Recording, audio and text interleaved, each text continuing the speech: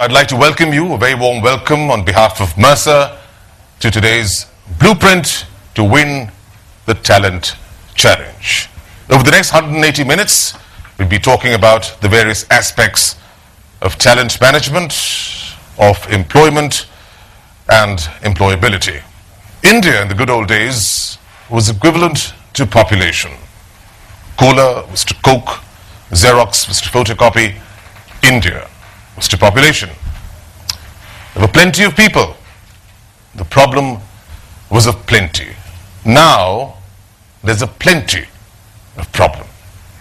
Because those very people are the ones that are creating the problem. There are just too many of them, which means there's too much of demand, too many aspirations, and not too much of supply to satisfy them. That's the problem. What's the solution? You pay hikes, you increase the salaries. But can you do that to eternity in times of inflation? You obviously cannot.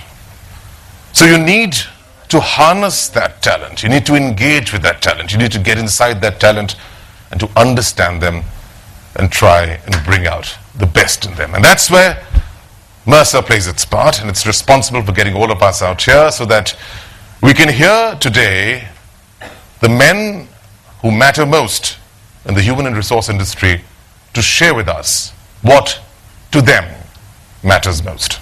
As India grows old, we grow young.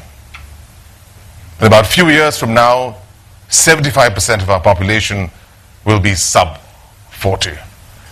But that's going to be the challenge for the future.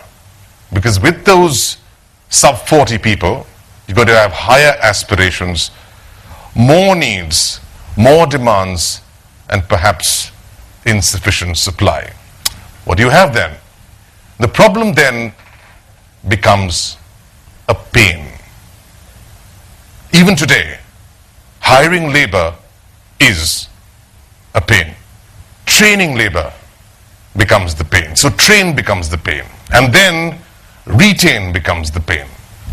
Because all in all, an employee is a pain. Pain as in an acronym. A person always in need.